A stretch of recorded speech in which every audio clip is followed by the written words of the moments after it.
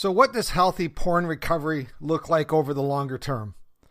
Today I talk about that topic with one of my recovery heroes, Matt Dobscheutz from Porn Free Radio. Welcome aboard. Guys ready?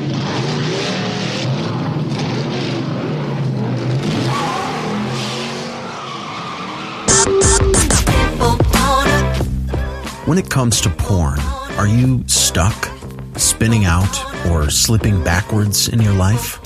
If so, then welcome to the Finding Traction podcast, a show dedicated to those who are looking to gain recovery momentum away from porn and toward the life and relationships they have always hoped for.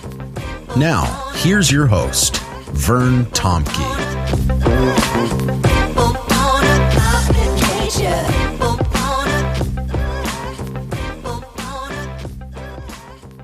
First of all, I want to introduce one of my recovery heroes, Matt Dobscheutz. And Matt's got a bit of a jump in his step as just when we got on here, because we're both big football fans, and something really, I've been riffing on him, bugging him about having no quarterback. And now I'm looking at him and he's just got this air of confidence about him. So Matt, you're just going for it. You know, if I could have come in a full Bears uniform today, I would have. You know, the shoulder pads, the helmet, the whole deal. Yeah. Well, I've got my cowboy thing. And I see. Yeah, we dressed for the interview here. Yeah.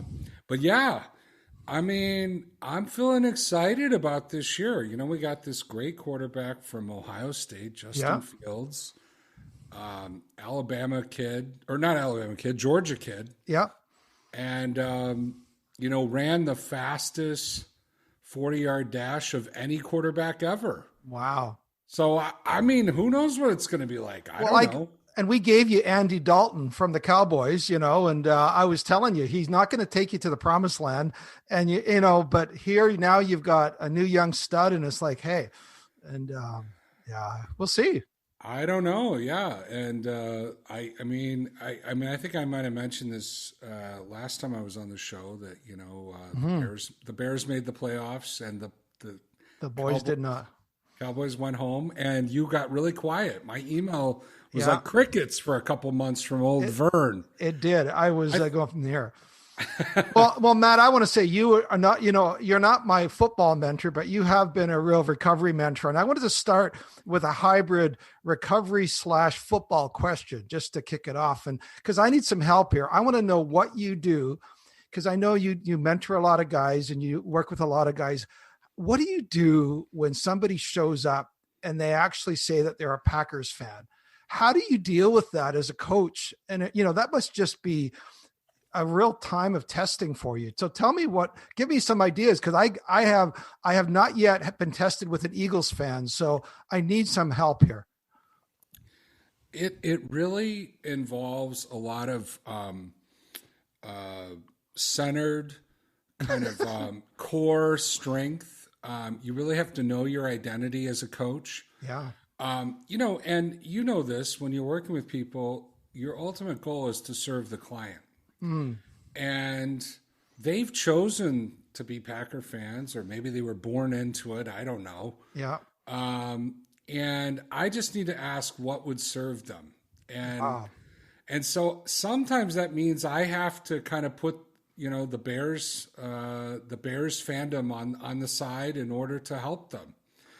And it's tough though. It's tough though, because I've run coaching groups with as many as 2 or 3 Packer fans in the group. Oh my. And, on Packer Bears week, they're ripping on me and stuff, but I'm the coach. So I have to kind of be like, hey guys, let's focus on your recovery. So it's tough. Yeah. It's tough. That's not what I wanted to hear, because I was kind of under the impression that, like if I had an Eagles fan, that would just be folded into their recovery, that as they recovered, they would, and you're telling me that's not the case. No, it's not. You just have to serve them where they're at. Oh, okay. You have to accept. People's brokenness. That's true. Yeah. And I have had better. For whatever reason, I'm not as triggered by Vikings fans. So I've had a lot better work. I've had a lot better track record with helping Viking fans. Well, they got 0 Super Bowl rings, so that's just there's a sympathy factor there. I think that's it. Yeah. I do better with Vikings fans, but I kid you not, Vern. I've at least had. Oh my! I've probably had five in the last couple years, and Well, some more vocal than others. Well, you're a better man than I am, and so that's why I'm learning from you, as you can hopefully the listeners can tell. And today I want to talk just about what longer term recovery looks like. And I know you've shared a lot of your journey on Porn Free Radio, and you're a number of years in. But I'd love you just to talk a little bit about what longer term recovery looks like. You've been at this for a number of years. And what does it feel like after 4 or 5 plus years, 6, 7 years, different things like that? And just say, how does that look and feel as you go longer term in this thing? Boy, that's a long, open-ended question there, Vern. Yeah, it is. I know. One thing I would say that is true is humans adapt. Right. So the same way that we adapted to habits with porn and porn behaviors, my life has adapted to a recovery lifestyle. It doesn't mean everything's perfect in my life. And it doesn't mean that I don't make mistakes. But overall, I've adapted to a life that doesn't have porn as a part of it or as an option. So I will say I don't wake up every morning thinking, how am I going to not act out today? Which, for many years of my life, that was kind of a concern, right? I was thinking about triggers. I was thinking about things coming up, unaccountable time, other types of things that maybe would create obsessive thinking. I don't wake up and think of that anymore. I wake up and go, what am I going to have for breakfast? Or what am I going to read? Or, hey, what's on my calendar for today? Oh, I'm talking to Vern. It's like, it's that kind of stuff now. But one other thing, though, that I love saying is guys can definitely be porn free and get rid of this behavior in their life, but it doesn't mean you're not going to have threats in your life. Right. And threats really simply are situations that need tools. And so there's still situations where I need to use tools. There's a lot of guys. First of all, when you just said, I no longer get up in the morning and think about how I'm not going to act out today. I think for a lot of guys, that right there is a huge metric of hope, because their whole day is about how am I not going to screw up today. And for you to share, you get to a point where that can actually be your reality. That's not the first thing when you get up in the morning or the last thing that when you go to bed at night going, did I screw up today? Right. And that's a huge thing. But do you find that motivation for recovery ebbs and flows in this thing? Do you find that because a lot of guys early on, it's like, I'll do whatever it takes, I'll run the 40-yard dash, how fast, they do that. But over time, it seems that feels a lot more tenuous for them. What would you say to guys that feel, I just can't seem to maintain that kind of momentum I had or that motivation I had in the early days? Well, I think for me, the motivation it's shifted. It used to be the motivation was fear-based. It was, trying to get out from under. It was trying to not disappoint my wife. And it shifted to something really simple, safety.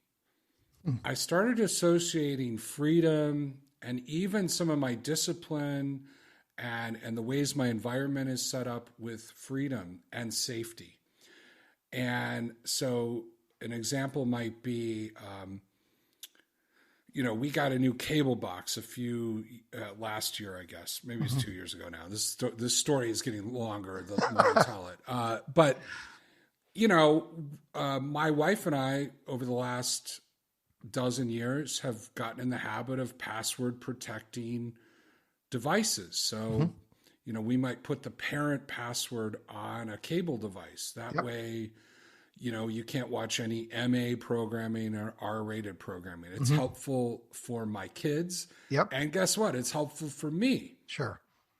TV used to be a big trigger for me and a big challenge for me to manage. So we get a new cable box for the downstairs TV by the treadmill. And, we didn't configure it. We didn't set it up.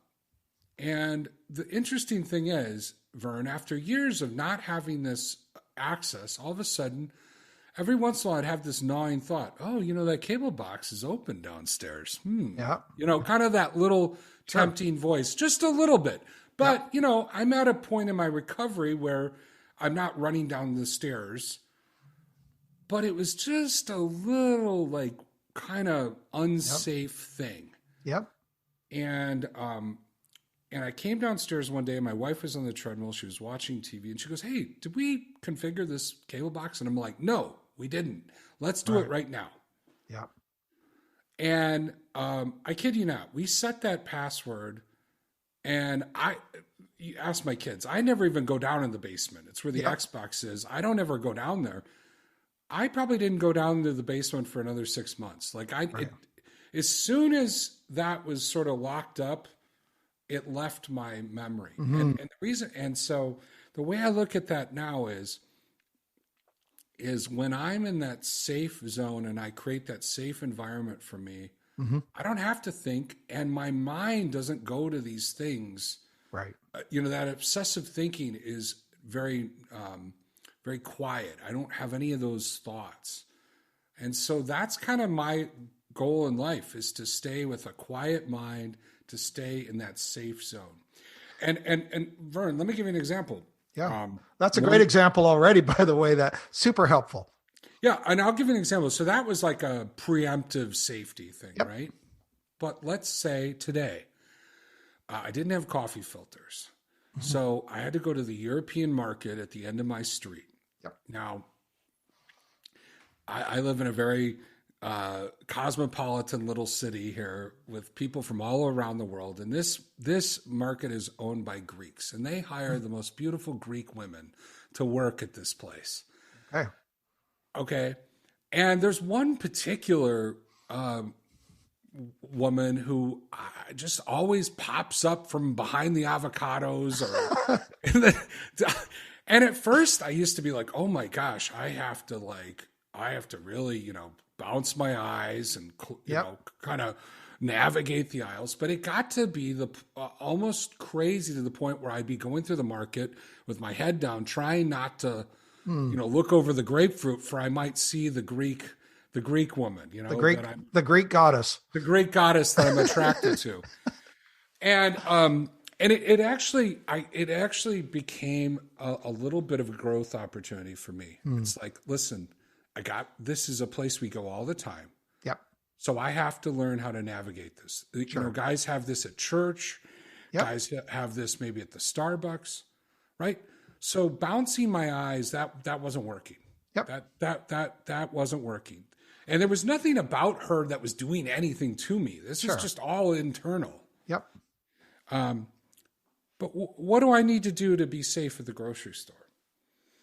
I need to be present, not drift into fantasy. Yeah. So how do I do that? I say hi. I make eye contact. I don't get in this weird voyeuristic way of walking through the grocery store. I keep my visits short. I don't spend a lot of time there. After I leave the grocery store, if I've run into my friend, I will check it in with somebody. I'll go, hey, I went to the grocery store today. Yep. I'm not shaming myself. I didn't do anything wrong. But that keeps me safe. It keeps me out of the fantasy zone. It keeps me out of the special secret zone. All the things that tend to engage craving or obsessive thinking. I just put it out there. So, so there's preemptive safety, and then there's things that happen after the fact where you just check something in. Hey, I had a thought today. Hey, I went to the grocery store and saw my friend. My accountability partners and the people I know in life, they already know about this stuff. They know about the neighbor. They know about the the friend at work or the, Yeah. the person at the grocery store. And, I just check it in. Well, and Matt, that was a great example. You did it was an amazing podcast. It was 10, I don't know what number it was. I'll have to put it in the show notes. 10 steps that you have continually practiced to maintain your recovery. I don't know if you remember that one. It was like 10 things you walked through. And that was one of them, right? I check it in. I don't do some of those things. So that was a great podcast. And that was just a way of doing it. Let me ask you this. Do you find as you go along that you're able to, now it sounds like you're kind of having to recalibrate maybe how you deal with certain situations, but do you find that you're able to loosen up on some of those earlier restrictions that you had early on, or is that just asking for trouble? You partly already mentioned this with the downstairs treadmill and box, but just thoughts around that about, are you able to loosen up in some degree? Well, the goal was never like, let me get to the point where I can watch these movies again, or let me get to the point where I just have no boundaries. That was never the goal. But practicality, growing up, getting older, my kids getting to be teenagers, it got impractical for my wife to be the password police for everything in our life. Yep. So I have taken over some things that in the past I would have never been in charge of. The DNS filter, our Wi-Fi, some of the ways that our network is configured. Mm-hmm. But here's the thing, Vern. If for some reason I got into a gray area or started doing some unsound things or, God forbid, relapsed, we would go back to the old system. Yep. And the old system was I configured everything. Janice set the passwords. Mm-hmm. So we would open up the router and I would put all the blocks, all the filters, the whitelist, the blacklist, and then she'd come in and put the password on. Mm-hmm. So have I gotten access to some of that stuff? Yes. But like I said, with checking in, say the grocery store visit, if I get into any area where I start to, get a little shaky, just even a minor thing, that's going to be like a red alert for me. I'm going to check that in. I'm going to try to, so if I got close to the edge of messing around with one of those big,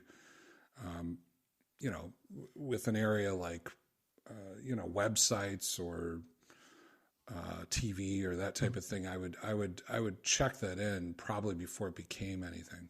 Right. Yeah, and that's super helpful because I think the reality is you learn what you can handle, but then I say to people, well, the first time you can handle it, then we'll know that you're just being presumptuous or you're just fooling yourself. I can deal with this on the phone, or I can have my app store, but I don't use it. Okay, we'll find out, right? In terms of that type of scenario. I had some quirky setups. Even a few years ago, I didn't have the YouTube app on my phone. Yep. I had the Safari browser because of my old corporate job. I used to have to manage websites, and I had to ping them to make sure they were up sometimes. Mm-hmm. So it might have seemed strange. Well, Matt, you have access to the internet. Why don't you have the YouTube app? And it's like, well, the YouTube app just felt like more dangerous to me, and it wasn't necessary. Yeah. It wasn't essential to my work, so it was off. Yeah.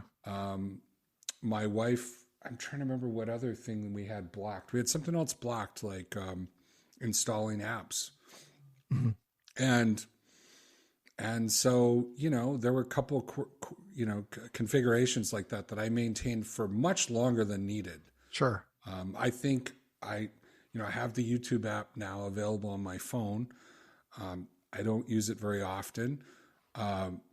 But interestingly enough, we block it internally through Wi-Fi. So right. YouTube can't be accessed within the house, except for there is a TV that has access to it, but it's in the living room and we all can see it and see the history, and the history can't be erased. And there's a couple of things that we have, so it's kind of public for everybody. One of my nightmares is when my older kids all come home, like, at Christmas, and they all, hey, let's go and check out this comedian or this or that, and hop, because they all know there's the YouTube app on the TV. And my nightmare is to have all of a sudden, all of the recommended videos. So that's kept me partly on the straight and narrow in terms of that. But let me, here's a question around longer term sobriety. What do you think around the whole idea of keeping track of how many days you're porn free, and that whole idea of keeping track of your record? Do you find with some of your guys that that's helpful? Do you find that that's self-defeating? Like, I'm just curious, does that set you up for pride? I don't know. Like, I'm just curious your thoughts around that over a longer term. Well, I mean, I see some of the value just in keeping people motivated and maybe going towards a goal. But it is sort of an anniversary of the last time you screwed up or relapsed. So it's not exactly the line in the sand that I think people think it is, It usually comes right after a relapse. And so I don't know how much long-term value it has. I think, when I work with guys early on, we celebrate a lot of the milestones, 30 days, big deal. Big deal. If you haven't been a week porn free and since you were a teenager maybe, or even before, 30 days is a big deal. 60 Absolutely. days, 90, 1 year is a huge deal. So I think there's some milestones and celebrations that are worth marking. But I once had a listener ask me when I got to 7 years, what we did for it, me and my wife. And I go, listen, 7 years, I made dinner and she said, good job. And that was the extent of the celebration. Right. Well, I like what someone says. Let me get this straight. You want me to applaud you for just taking care of the most basic aspects of fidelity in our marriage. You want, you want me to say, wow, be your cheerleader for being faithful to, I'm true. Yeah. I say that to guys sometimes too. I say, hey, maybe your wife's not going to be jumping up and down about this, date, but that's where it is. Yeah. Early milestones in recovery are super helpful. Now, here's where I don't think it's helpful, Vern. It's when guys are, doing stuff like, hey, I had a good week. I got really busy at work. And you can tell they didn't do anything to build into healthy living or habits. They actually dropped maybe a lot of the things that were really important for them to be doing, like connection. They were busy and they weren't really reaching out. And they're happy with their 7 days, or maybe that's their 30-day mark. And I'm kind of like thinking we're getting in the danger zone here, right? Because a couple more weeks like this where you drop habits and not really paying attention, that's when the big fall happens. So, and I've seen guys that I've worked with make it to a year just kind of being busy almost, not changing a lot. And so my biggest goal when I'm working with someone is, what habits are we measuring? What are we doing? I don't want to just measure porn-free days. Porn-free days are a byproduct of the processes in your life. Right. Yeah. And that really, I guess leads me to the last question I want to ask you is, and I'm sure you've worked with guys that have, like you said, have maybe a year or 2 years, or they've been, successful in recovery to some degree, certainly in terms of acting out with porn. And then all of a sudden, that after a number of years, they have a major relapse. And, I'm sure you've had guys like that. What do you say to that guy that's like, man, I was 3 years and then I totally lost it over the weekend or something happened? What advice would you give to those guys? Well, the very scenario that you paint happened to me. This is after a couple years of recovery. I had not an epic relapse. I crossed my bottom lines, And I had created a lot of accountability in my life, so it wasn't prolonged. But I had created a consequence for myself that I would fly to Colorado and go to Doug Weiss's heart-to-heart counseling, which for an intensive. Yeah, which is intensive. Which was very intense. And I have to say there was probably a little shame in this whole thing, but it was a good consequence for me. So I get on the plane flight and I go, and it's just so you know, an intensive is essentially 8 hours of counseling over 3 days, one-on-one with the counselor. So it's very intense. Yep. It's like basically doing 3 months of counseling and, in a couple day period. Sure. Or 2 months of counseling, and so it's 8:05 in the morning, and I tell Mike Pinkston, my counselor, my sad tale of woe of what I did and how I crossed this boundary and how I had a couple years and poor me, and he said, well, let's see, you were 2 years sober and you were doing all these things, and he listed off some of the activities in recovery that I did and things I was doing to stay safe. And he goes, well, it sounds like you know how to do recovery. What do you want to talk about? And now we had like 7 hours more of counseling.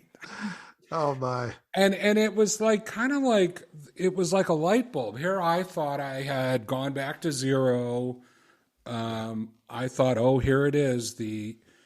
This proves that once an addict, always an addict. I'm back in the whatever, and he just said, hey, you know how to do this. What do you want to do for the next 7 hours and 55 minutes?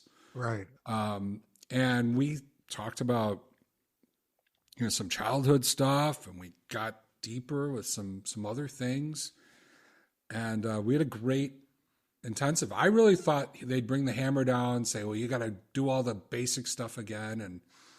And they just encouraged me to press in and keep moving forward. So that's kind of what I do with guys. A lot of times they want their commitment to be the way it was when they first got in recovery. And the truth is commitment wanes. It eventually dies. We need a new commitment. So you have to figure out your why. 2 years in, if you have a relapse, you have to figure out, well, why am I being porn free now? Right. Whatever reason I had 2 years ago doesn't fit. Yeah. Well, it's partly reinventing ourselves, I guess. We're all, I know I'm 60 now, and I'm partly reinventing myself as a high school teacher again. I'm partly reinventing myself as a coach, and I'm no longer speaking every Sunday. And, it's okay. What's my new motivation? What gets me up in the morning? Right. And, as part of that. So, well, Matt, just tell us a little bit about what's I know that you've mentioned a couple things along the way. Obviously you're coaching. I know you've been doing some writing as well. Catch us up on, just kind of where your life's at right now and what's kind of coming down the pike with you.